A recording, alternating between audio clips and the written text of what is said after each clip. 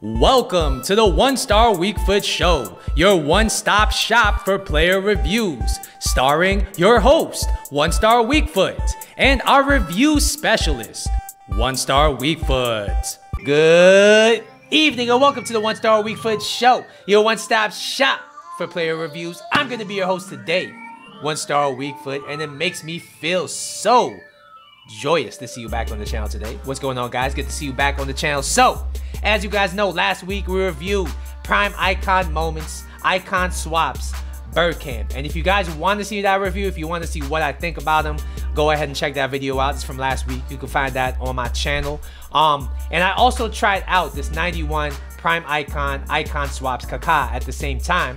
And I kind of wanted to compare them side by side. I tried Bergkamp and him out alternating at striker and cam, and it gave me a good idea as to who's worth it and who's not. So today we're going to be talking about Kaka. He's 6'1". He has high medium work rates. He's right-footed with the 5-star skill moves and 4-star weak foot. It says here I played 7 games, but it was more like 4 or 5 games. I got 1 goal and 3 assists. A lot of people were doing objectives at the time, so a lot of people quit out the moment they saw my team, so that kind of sucked, but it is what it is. Before we go any further, if you're enjoying the content, if you want to see more icon reviews, do me a favor, hit the like button down below, and if you're new to the channel, please consider subscribing to the channel. I appreciate all you guys at home for watching this video. So, when you look at this Kaka card, I mean, does it really match up to the Kaka that you guys remember when he was playing?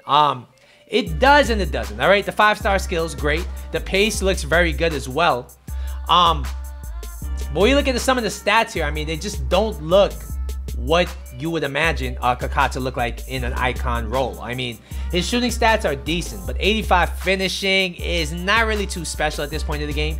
Once again, 86 positioning, not too crazy. I did boost those 2 stats with a sniper chem style, so theoretically, his finishing is maxed out. His passing stats are very nice. I have no complaints there. His dribbling stats are very nice as well, but my main concern here is even with the 5-star skill moves, is he gonna feel smooth on the ball at 6'1"? I think that's really gonna determine whether he's worth it or not. We're gonna see that once we come into the gameplay. And his physical stats are very nice. He has 78 strength, 87 stamina, you know, no complaints there. His aggression is low, but I don't really think it's gonna affect him too much. So, without further ado, I'm gonna take you over to our studios with our review specialist, One Star Weak Foot. Take it away. Thanks, One Star. So, according to Footbin, this is going to be costing you 1.3 million coins on the PS4 market. Alternatively, you could submit 15 icon swaps for this card. Is he worth it? In my opinion, I would have to say negative on both. I do think he's overpriced. We're going to break down the stats so you know exactly what to expect at home. So, first off, we're going to be talking about his pace. He has 91 pace. How does it feel in game? And honestly, he feels pretty quick. He does accelerate very effectively out of the skill moves with his 92 acceleration. However, he lacks that top tier sprint speed. He doesn't quite feel as fast as an Mbappe. He doesn't even feel as fast as a Neymar. And that's disappointing because if you've ever watched Kaka in his prime, I mean, this guy was absolutely rapid. I think his pace is a little bit worse than it should be. And overall, I gotta give his pace a 9 out of 10. Don't get me wrong. He's quick. He just doesn't have that top end pace. Next, we'll be talking about this guy's shooting, and this is one place where he really let me down.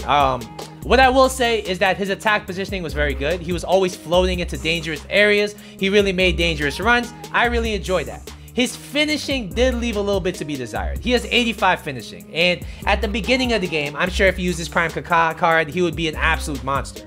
But at this stage of the game, 85 finishing just isn't good enough, in my opinion, to play striker or cam. Unless you're bringing other things to the game. And I don't think he brings enough to justify the fact that he only has 85 finishing. I do think it's a travesty. I mean, I think somebody like Prime Kaka should be getting at least 90 finishing, and I think that would make a big difference on this card. And despite the fact that I did have the 99 finishing with the sniper on him, his finishing was hit or miss. It was solid, and if you get it from a good angle, he will finish, but he doesn't have that finish that you want out of a top tier attacker. Not really what you want out of somebody worth 1.3 million, and not again what you want out of somebody you're paying 15 icon swaps for. His long shots were decent. I mean, you can't complain there. It's 86 long shots. He has decent shot power. Overall, I gotta give this guy shooting an 8 out of 10. I think with his build in game, with how he feels, he should be played as a striker, but at the same time, he just doesn't have that striker quality finish. Next, we'll be talking about this guy's passing, and I think this was the place I really enjoyed him the most, was his playmaking ability.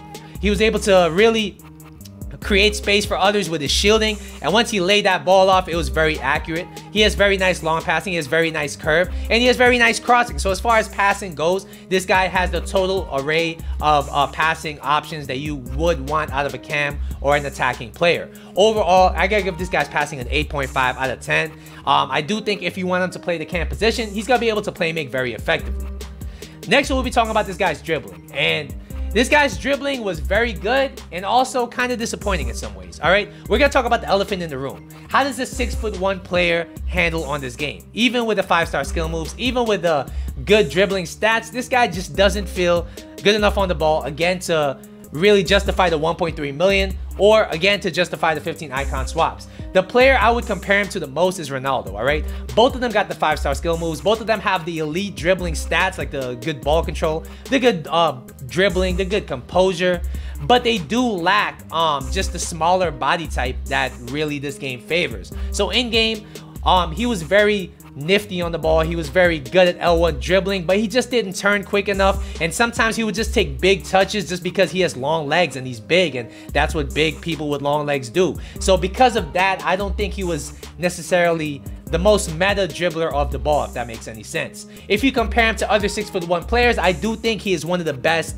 dribblers of the ball in that height range. But at the same time, if you're comparing him to Mbappe, Neymar, even somebody like Stoichkov, those players will be able to create chances at a higher rate just because of their dribbling ability.